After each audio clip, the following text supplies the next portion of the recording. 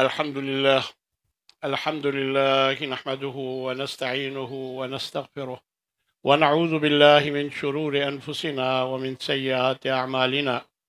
من يهده الله فلا مضل له ومن يضلله فلا هادي له، وأشهد أن لا إله إلا الله وحده لا شريك له، وأشهد أن محمدا عبده ورسوله.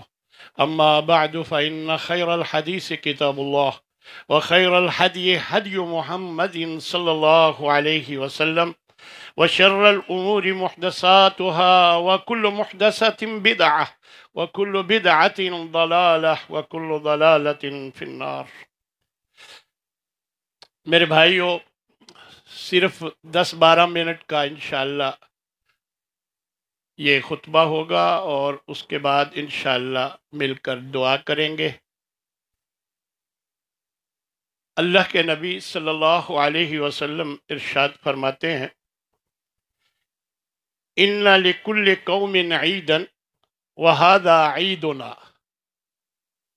ہر قوم کی ایک عید، ایک تہوار ہوتا ہے، یہ ہماری عید ہے، یعنی اسلامی تہوار ہے۔ میں ہر مرتبہ آپ کو نبی صلی اللہ علیہ وسلم کی عید الفطر کی مناسبت سے ایک حدیث ہر دفعہ میں سناتا ہوں آپ صلی اللہ علیہ وسلم کی زبان سے، تو آج بھی انشاءاللہ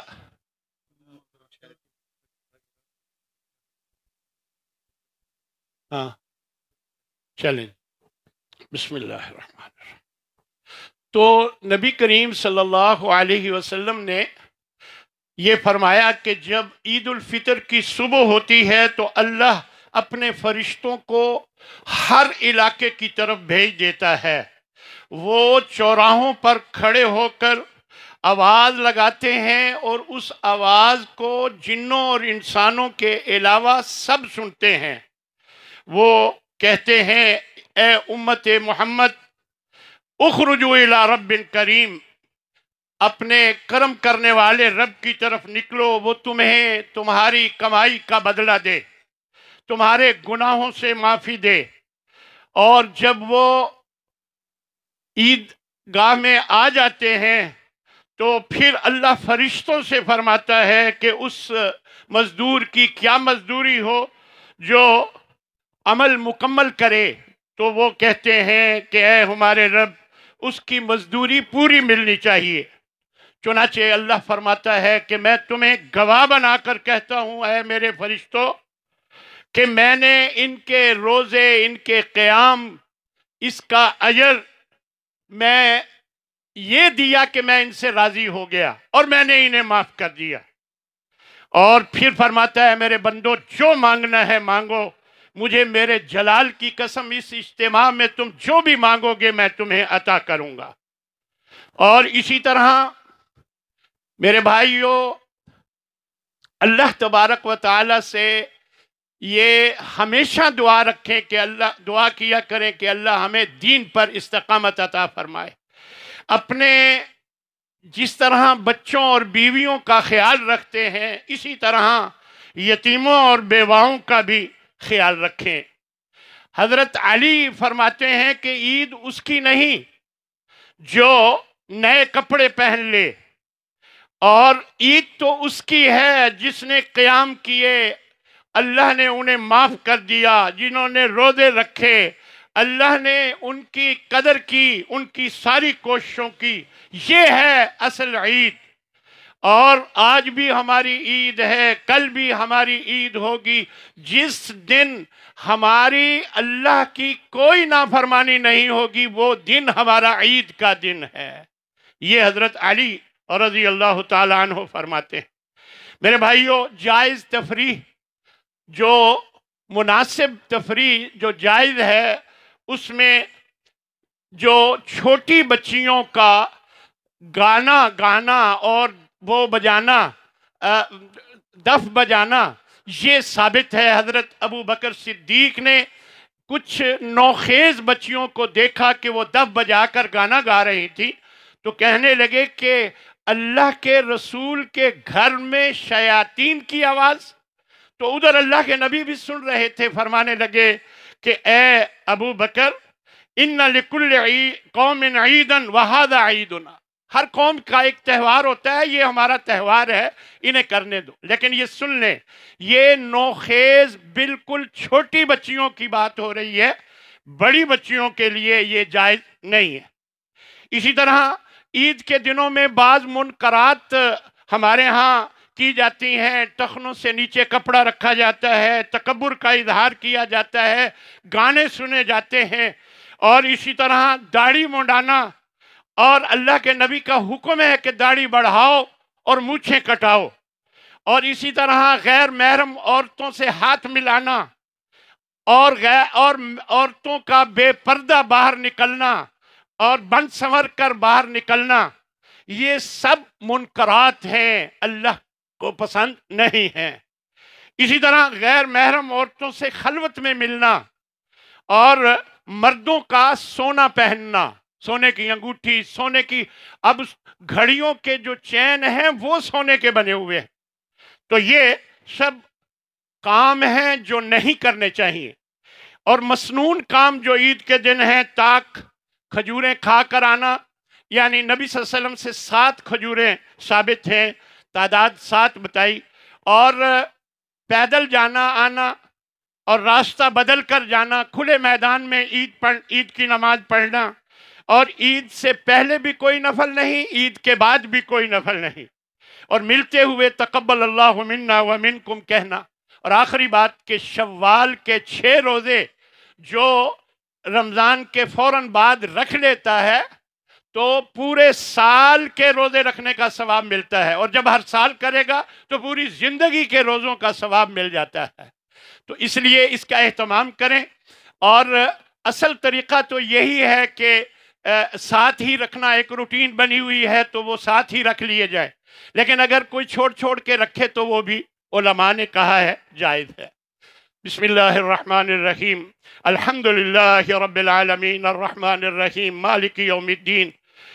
اے ہمارے رب، اے اللہ، تو ہماری ساری عبادتیں قبول فرما، اے اللہ ہمارے حال پہ رحم فرما، اے اللہ ہمارے والدین جن کے فوت ہو گئے ہیں سب کی مغفرت فرما، رب ارحمہما کما ربیانی صغیرا۔ اے اللہ ہم تجھ سے خیر کا سوال کرتے ہیں، اور ہم ہر خیر کے محتاج ہیں۔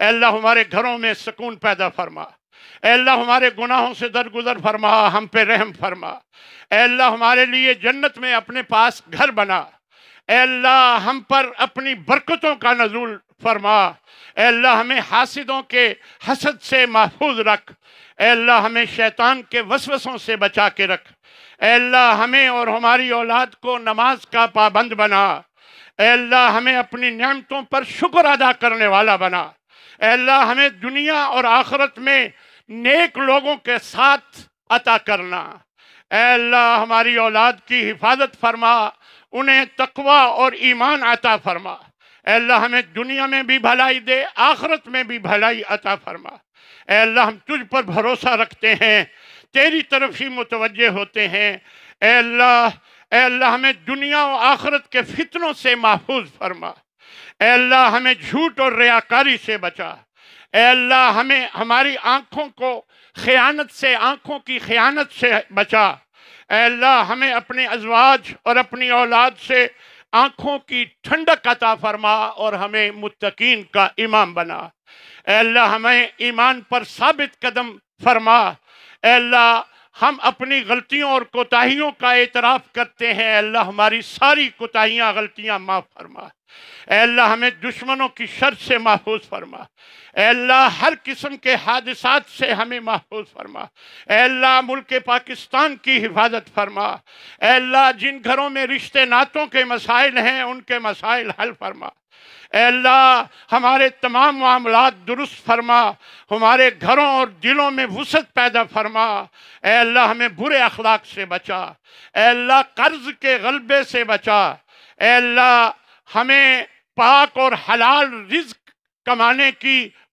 توفیق عطا فرما، اے اللہ ہمیں کسی کا محتاج نہ کر، ہماری ساری مشکلات حل فرما، اے اللہ ہمیں ظلم سے بچا، نہ ہم کسی پر ظلم کریں نہ ہم پر کوئی کرے۔ اے اللہ ہمیں اپنا شکر گزار بندہ بنا، ذکر کرنے والا بنا۔ اے اللہ تمام بیماروں کو شفا عطا فرما۔ اے اللہ ہمیں دین پر استقامت عطا فرما، دین و دنیا عطا فرما، اور دنیا اور آخرت کی ذلتوں سے ہمیں بچا کے رکھ۔ اے اللہ مجاہدین کی مدد فرما، اے اللہ فلسطین کے مسلمانوں کی مدد فرما، اے اللہ ان پر بہت ظلم ہو رہا ہے، اے اللہ ان کی مدد فرما۔ اے اللہ تو نے ابابیل کے ذریعے ہاتھی والوں پر پتھر برسائے اور ان کو تباہ کر دیا، اے اللہ ان دشمنوں کو بھی تباہ و برباد کر دے۔ اے اللہ فلسطین کے مسلمانوں کو صبر عطا فرما، ان کی مدد فرما۔ اے اللہ ان کے لیے جو رکاوٹیں ہیں ان کی اصلاح کی، ان کی بہتری کی، وہ ساری رکاوٹیں دور فرما۔ اے اللہ ہماری دعاؤں کو قبول فرما۔ اے اللہ ہمیں ایسا خوف عطا فرما جو ہمیں گناہوں سے بچا لے، اور اے اللہ ہمیں ایسی اطاعت نصیب فرما جو ہمیں جنت کے قریب کر دے۔ اے اللہ ہم جتنے لوگ یہاں موجود ہیں، عورتیں ہیں، مرد ہیں، بچے ہیں، اے اللہ سب کو معاف فرما۔ اے اللہ جتنے بھی فوت شدگان ہیں ان سب کی مغفرت فرما۔ اے اللہ ہمارے قاری صاحب کے والد صاحب فوت ہو گئے، اور خالد صاحب، شوکت صاحب، حافظ عارف صاحب، اور اخلاق بھائی اور ان کی والدہ، اے اللہ اور بھی جو ہماری مسجد سے متعلق تھے فوت ہو گئے، اے اللہ سب کی مغفرت فرما۔ اے اللہ ان کے درجات بلند فرما۔ اے اللہ ہم سب کی مدد فرما۔ ربنا آتنا فی الدنیا حسنہ وفی الآخرۃ حسنہ وقنا عذاب النار۔